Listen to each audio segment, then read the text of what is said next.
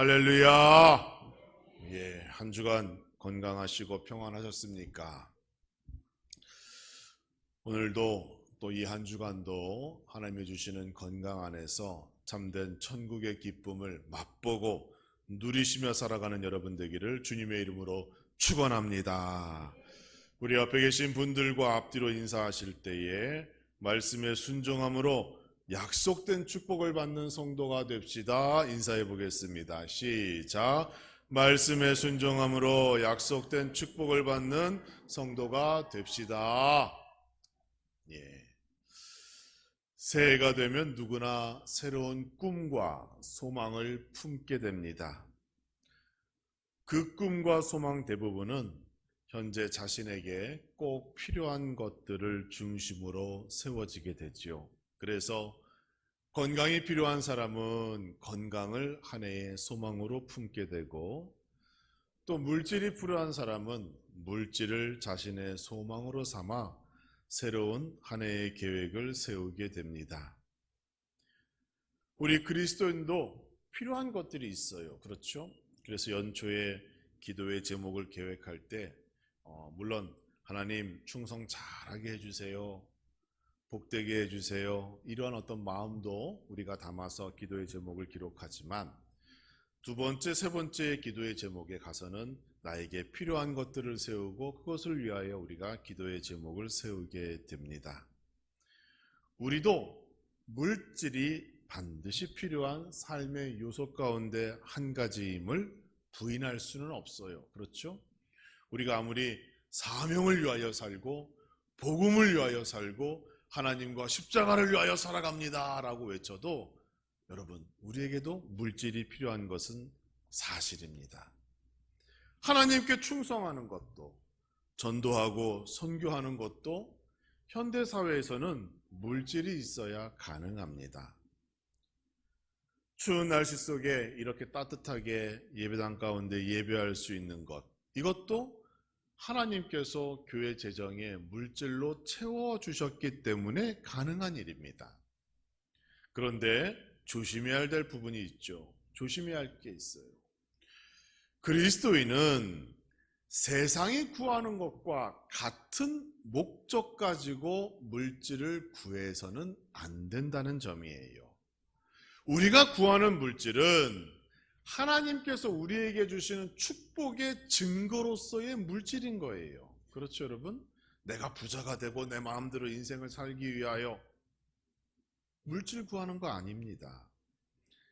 하나님 나라를 감당하기 위하여 내가 하나님의 백성으로서 하나님이 주시는 축복의 증거로서 내 삶이 넉넉해지고 풍요로워지고 물질이 많아진, 그건 괜찮은 거예요. 그런데 내 마음대로 인생 살기 위하여, 사람들 무시하고 의시되기 위하여 그런 목적으로 물질을 구하는 것은 잘못된 것입니다. 우리는 하나님의 백성이기 때문에 우리의 왕 되시는 하나님께서 나에게 무엇을 원하실까, 이것을 먼저 생각해보고 기도의 제목도 우리가 기록해야 할 것입니다. 나의 생각부터 하나님 뜻에 맞추는 것이 중요합니다. 그리고 나의 행동으로 보여주는 거예요. 나의 믿음을 행위를 통하여 증명하는 거예요. 이것이 성도의 삶이고 하나님 백성의 참 모습이 됩니다. 예수님께서는 우리에게 말씀하셨습니다. 마태복음 6장 25절의 말씀 여러분 잘 아시죠? 내가 너희에게 이르노니 목숨을 위하여 무엇을 먹을까, 무엇을 마실까, 몸을 위하여 무엇을 입을까 염려하지 말라, 이렇게 말씀하셨어요. 염려하지 말래요. 예수님께서는 목숨을 위하여, 몸을 위하여 무엇을 구하는 것에 대하여 금하신 거예요. 왜 금하셨을까요? 이것이 필요 없다는 것이 아닙니다. 이것이 너무 중요하다는 걸 아신 거예요. 목숨과 몸이 너무도 중요하기 때문에 우리 그리스도인들은 하나님께 그것을 구하지 않아도 하나님께서 그것을 해결해 주시고 책임져 주신다라고 우리에게 약속하신 겁니다. 그래서 염려하지 말라는 거예요. 구하지 말라는 거예요. 이것이 신약 성경에서 나타난 우리에게 약속된 축복입니다. 너무 좋죠? 염려하지 말래요. 우리의 목숨과 생명과 몸을 위하여 염려하지 말라. 이게 신약에 나타난 약속된 축복입니다. 구약에도 약속된 축복이 있죠? 세 가지가 있어요. 첫째는 땅의 축복, 둘째는 장수, 생명의 축복, 그리고 셋째가 자손, 가정의 축복. 이렇게 세 가지 구약의 3대 축복을 우리 하나님께서 우리에게 말씀하셨습니다. 이 축복을 다 받기 위해서 우리에게 무엇을 요구하실까요? 한 가지를 요구하십니다. 그것은 말씀에 대한 순종입니다. 다른 것을 요구하지 않으세요. 신약에 약속된 축복과 구약의 축복이 약간 성격이 달라요. 그러면 다를까요? 그렇지 않습니다. 그 정신은 같은 거예요. 하나님께서는 하늘의 복은 여러 모양으로 우리에게 주어진다고 말씀하시는데 그 하늘의 복은 누가 받는가 하면 말씀에 순종하는 자에게 주어진다라고 말씀하시는 거예요. 그래서 구약에서 말씀하고 있는 축복의 모양과 신약에서 말씀하고 있는 축복의 모양이 약간 다릅니다. 구약에서는 육적인 부분에 더 집중돼서 말씀하시고 있고 신약은 영적인 부분에 대하여 더 강조하고 계셔요. 그래서 구약에서는 하나님 말씀에 순종하면 네가 가지고 있는 땅이 복받을 것이고 생명이 복받을 것이고 자자, 손손, 자녀에게 복이 주신다. 이렇게 육적인 것에 관심이 있다면 신약은 어떻습니까? 영혼이 구원받음으로 인하여 그 복이 완성되어져 가는 거예요. 그런데 내용은 같습니다. 하나님께 순종하는 자에게 이러한 복을 주신다는 겁니다. 사랑하는 성도 여러분, 하나님께 순종하셔서 성경 전체에서 약속하고 있는 이 놀라운 약속된 축복을 받는 성도가 되기를 주님의 이름으로 축원합니다. 새해 약속된 축복을 받고 누리기 위하여 우리는 하나님의 나라와 의를 먼저 구하는 그러한 믿음을 가져야 합니다.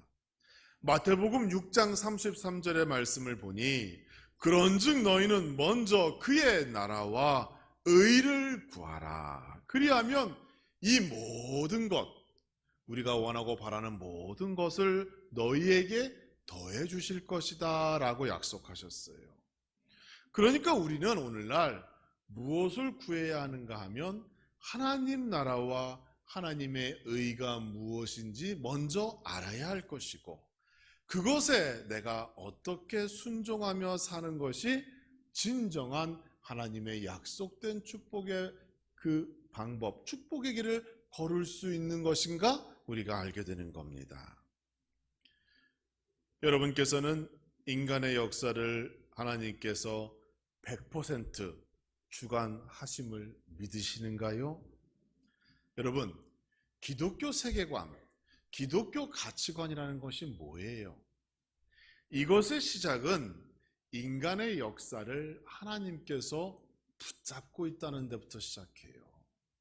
우리가 태어나면서 우리가 하늘나라 갈 때까지 그것이 몇 년이든지 간에 그 모든 개인의 역사, 인간의 역사, 국가의 역사, 모든 역사는 하나님께 붙잡혀 있는 거예요. 하나님이 주관하시는 줄 믿으시기 바랍니다. 인간의 역사 속에서 하나님의 허락 없이 이루어진 것은 하나도 없습니다. 여러분의 인생 가운데 있었던 좋았던 일, 싫었던 일, 그것이 내 마음에 맞았든지 안 맞았든지 여러분 다 하나님께서 계획하시고 진행하신 일인 겁니다. 신학생 때 깊은 고민이 있었어요. 하나님의 주관하심을 과연 어디까지 받아들이고 인정해야 하는가? 왜요?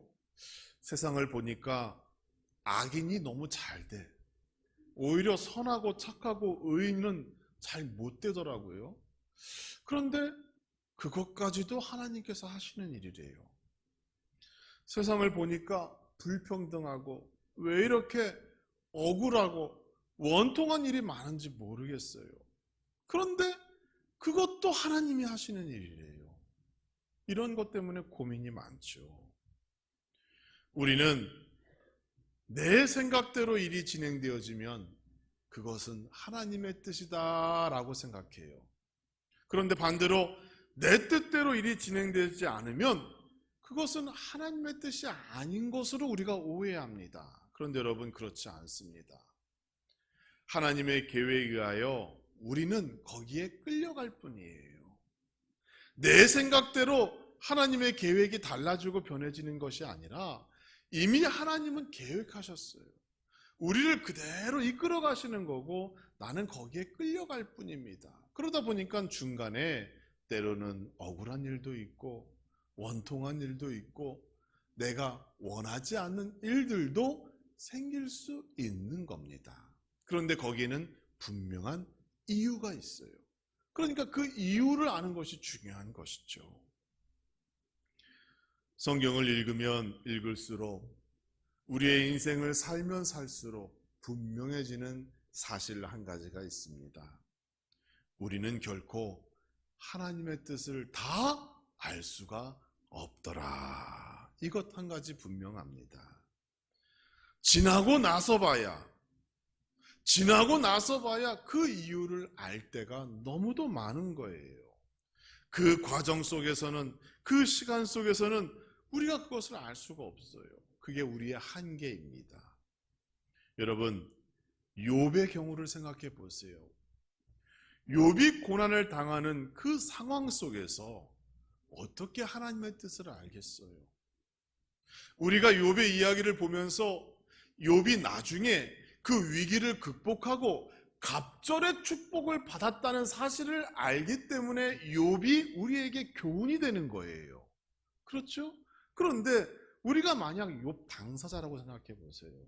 하루아침에 재산을 잃고 가족을 잃고 건강을 잃고 사랑하는 아내는 도망가고 친구들은 와서 비웃고 없는 죄를 자꾸 고백하라고 만들고 그렇게 억울하고 원통한 상황 속에 내가 있다고 생각해 보세요. 어떻게 하나님의 뜻을 알 수 있겠습니까? 모르죠. 그런데 지나고 나서 보니까 거기에 하나님의 뜻이 있더라라는 것을 알게 되는 겁니다. 만약 욥이 방황했다면 하나님께 대항하고 나는 무죄입니다 따지고 믿음을 던져버렸더라면, 그리고 세상에 흘러가는 그 유행과 방법대로 자신의 문제를 해결하려고 수고했다면 오늘날 우리가 욥에 대한 교훈을 하나도 얻지 못할 겁니다. 하나님의 갑절의 축복은 당연히 임하지 않을 겁니다. 그런데 그가 하나님께 끝까지 순종함으로 그의 믿음을 붙잡고 있었기 때문에 결국 그가 갑절의 복을 누리게 된 겁니다. 이게 하나님이 정하신 축복의 원리예요. 누구에게 갑절의 축복이 임했나요? 끝까지 인내하고 순종하는 자에게 임했다라는 사실을 여러분 꼭 기억하시기 바랍니다. 어느 분들은 이런 주장을 하세요. 너무 정치를 못해, 정치가들이. 그러니까 교회가 정의로운 목소리를 내야 합니다. 하나님의 공의를 보여줘야 합니다. 이렇게 주장하는 분들이 있어요. 얼핏 들으면 맞는 말인 것 같아요.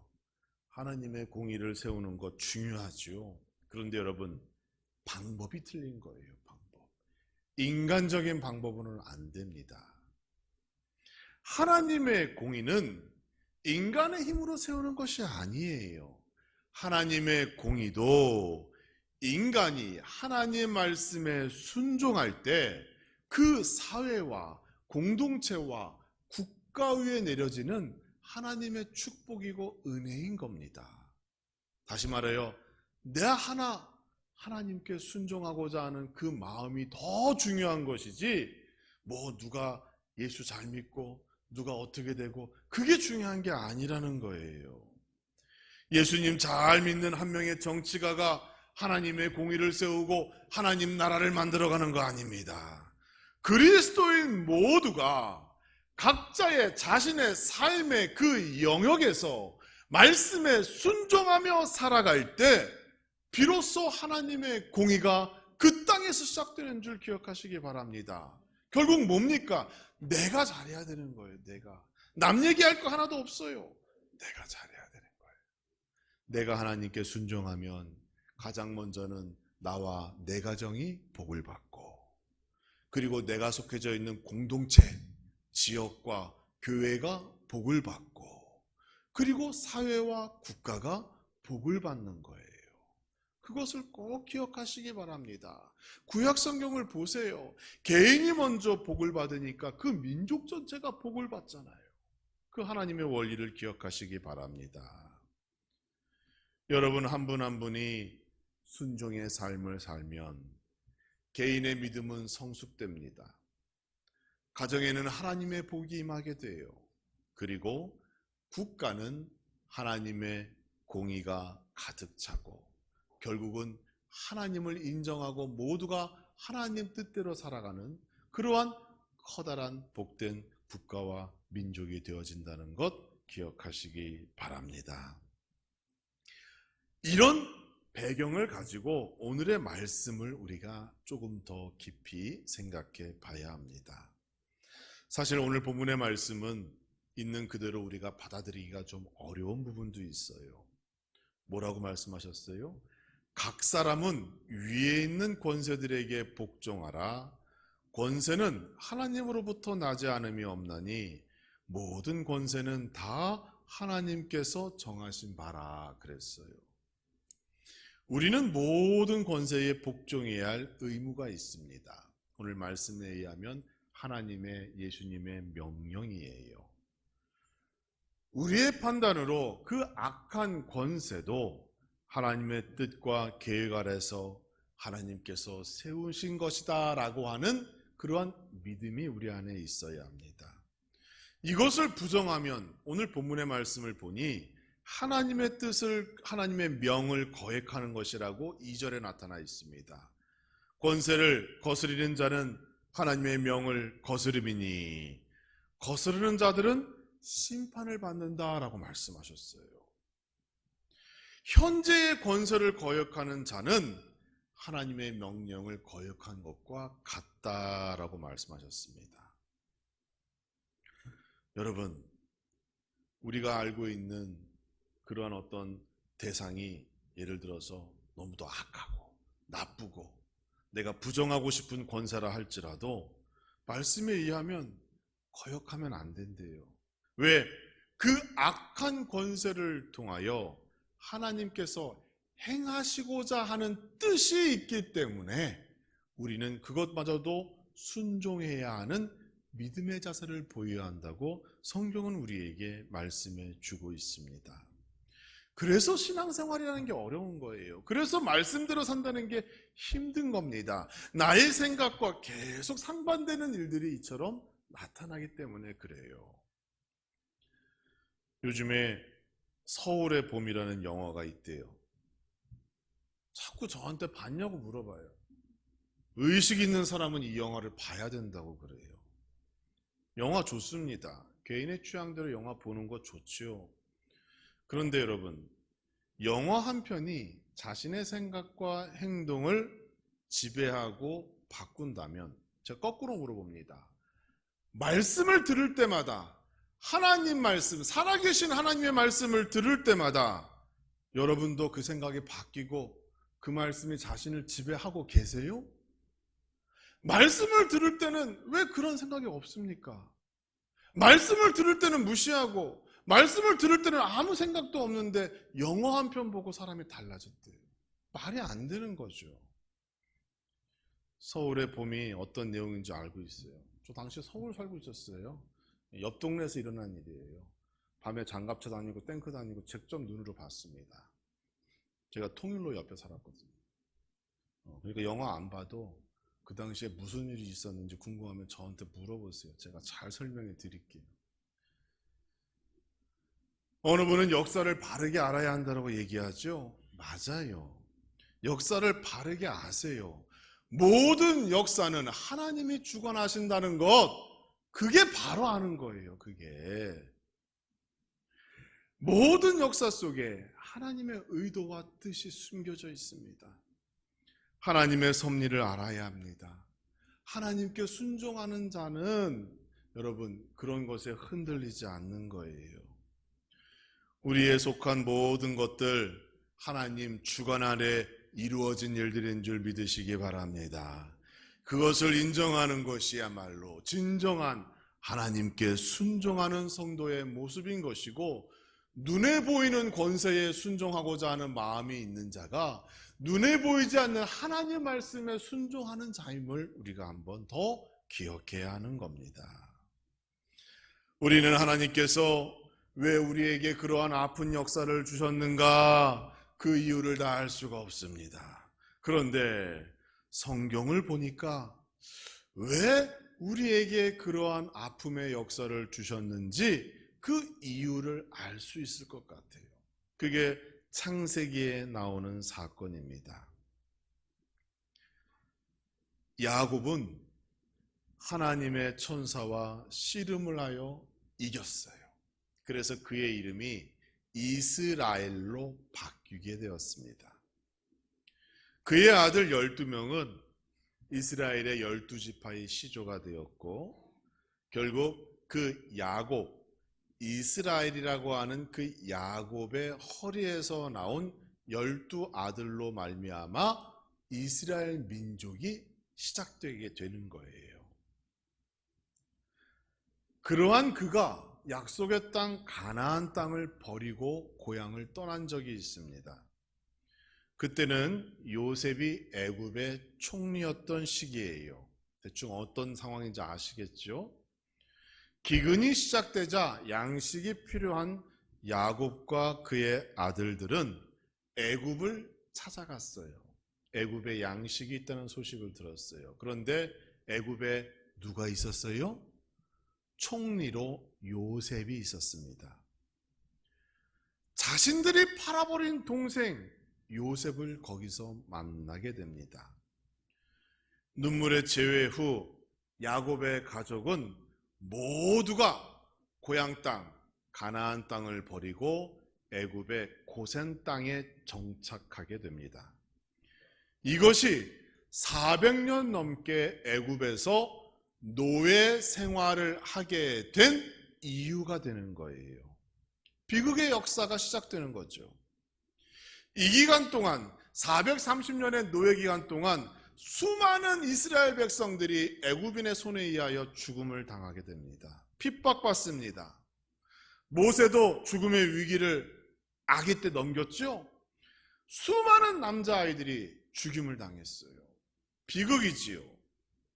만약 야곱이 조금만 더 참고 가나안 땅을 지켰더라면 애굽에서 노예 생활도 안 할 것이고 광야 40년의 시간도 필요 없을 것이고 가나안 땅을 되찾기 위하여 또 전쟁을 벌일 그럴 이유가 없지 않았을까, 이렇게 생각해 보기도 합니다.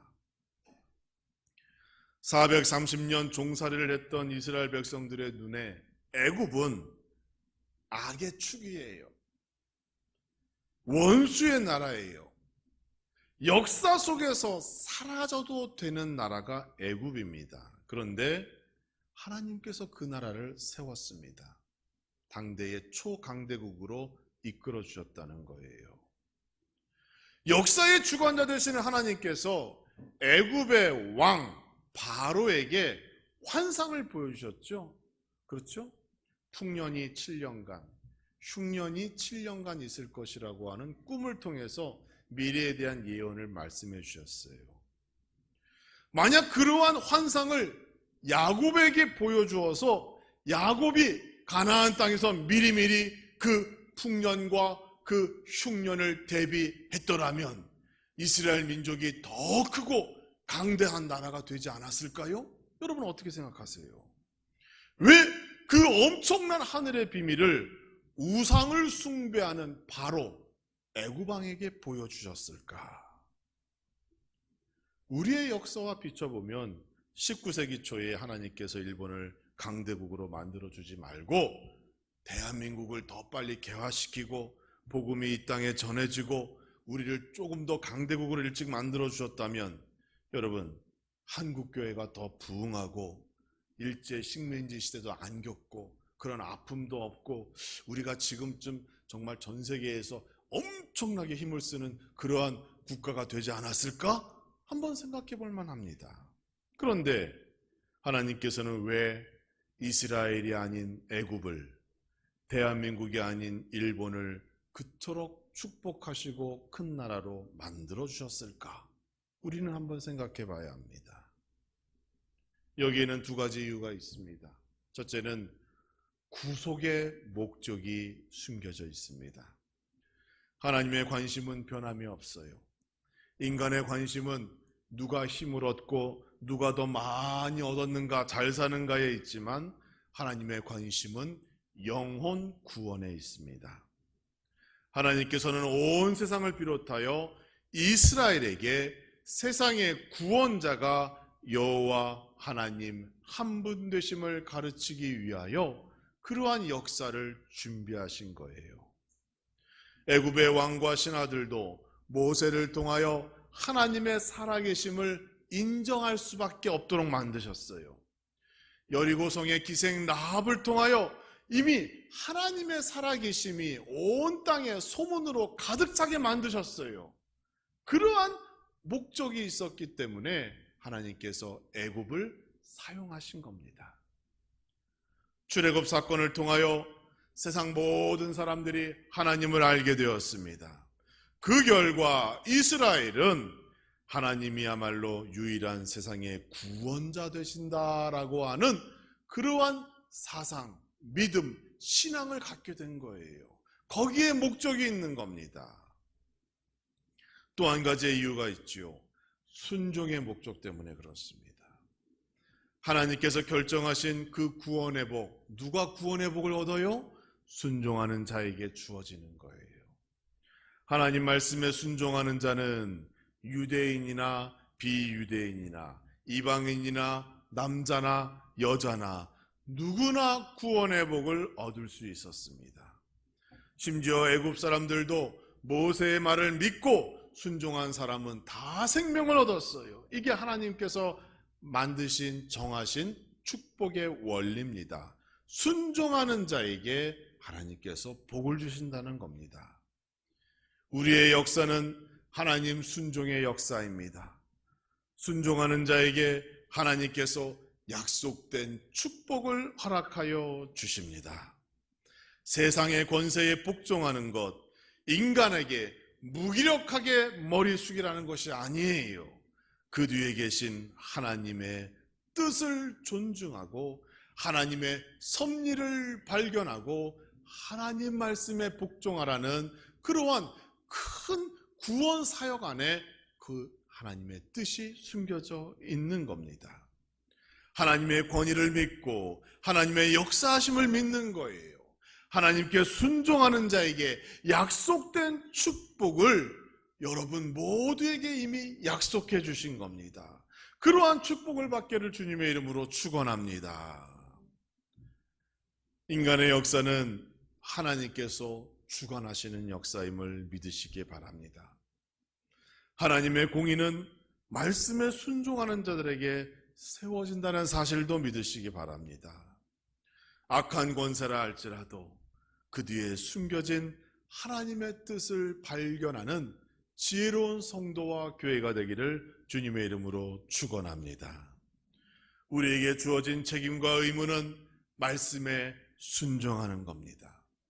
올 한 해 모든 것, 정치, 경제, 개인의 문제 다 하나님을 믿으시고 하나님께 맡기시기 바랍니다. 하나님께서 여러분을 들 곳보다 하늘의 새보다 더 귀하다고 말씀하셨습니다. 하나님께 순종하고자 마음만 먹어도 우리 하나님께서 놀라운 은혜와 사랑으로 여러분의 앞길을 축복하여 주실 줄 믿습니다. 모든 축복의 시작이 인간의 판단과 노력의 결과가 아니라 하나님께 순종하는 것으로부터 시작됨을 기억하시고 올 한 해 내 눈에 보이는 것을 먼저 순종함으로 눈에 보이지 않는 하나님의 말씀까지 천국까지 우리가 순종하며 약속된 축복 모두가 누리시는 우리 함라주안교회 모든 성도가 되어지기를 주님의 이름으로 축원합니다.